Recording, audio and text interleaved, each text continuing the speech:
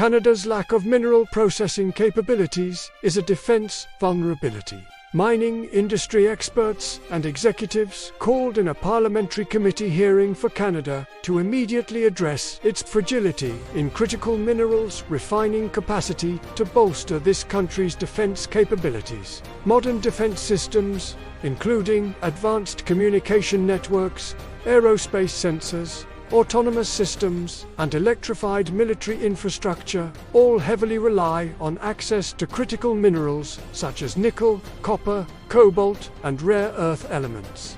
The real strategic vulnerability today is not Canada geology, it is Canada's processing capacity and supply chain dependence. In many cases, Canadian minerals are exported for refining and upgrading abroad before returning its inputs into advanced technologies. Reliance on foreign refining for defense minerals exposes Canada to supply disruption, export controls, and geopolitical pressure. Canadian Prime Minister Carney says critical minerals alliance with Australia an example of middle power strength. China last year imposed temporary export restrictions on several rare earths used in the defense sector, including samarium, dysprosium, and terbium. The restrictions, which have since eased, were targeted predominantly at the United States in response to tariffs it imposed on China. China controls the refining for much of the world's critical minerals and rare earths. Most of the copper mined in British Columbia goes to China for processing, as well as much of the lithium mined in Quebec and Manitoba. Decades ago, Canada had a much stronger refining industry in defense minerals, such as nickel and copper, but those capabilities have shrunk significantly, in large part because of the difficulties of competing with China.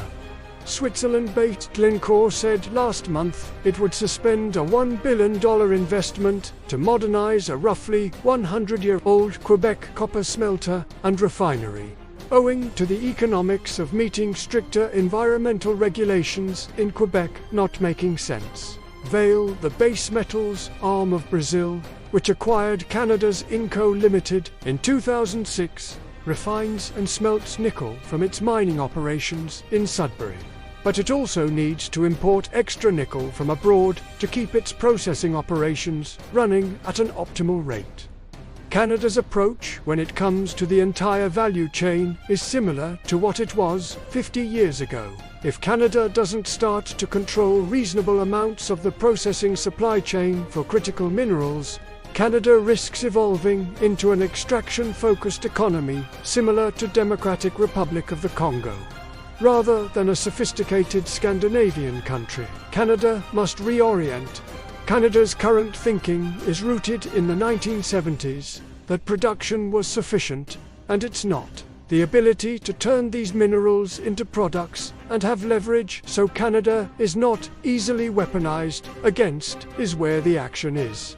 Canada can potentially help fill the void in the processing of metals such as cobalt and copper by pacing the processing of mine waste, which is ubiquitous. Biomining, which uses naturally occurring bacteria to separate minerals from tailings, potentially offers a quicker permitting path and lower capital cost than building a refinery from scratch. Across the country, more than 10,000 historic mine waste and tailings deposits contain recoverable concentrations of nickel, copper, cobalt, rare earth elements, and others. These deposits represent significant elemental reserves. In Sudbury alone, for example, legacy tailings are estimated to contain $8 billion to $10 billion worth of nickel. Similarly, for copper and cobalt, the technologies, while tested on a small scale, isn't viable yet at commercial scale, and more investment is needed. Canada used to have a much stronger presence in refining, when it had homegrown champions such as Falconbridge Limited, Inco, Noranda Inc., and Alcan Inc. All have since been acquired by foreign buyers. Canada now needs to devote more of its efforts toward research and development and skilled workforce training. Ottawa has invested billions in the Canadian critical minerals sector since launching its critical minerals strategy in 2022, and in the past few months, it has accelerated the amount and pace of those investments, incorporating companies working on refining critical minerals. Join us at Innovators Club, where the innovative minds meet.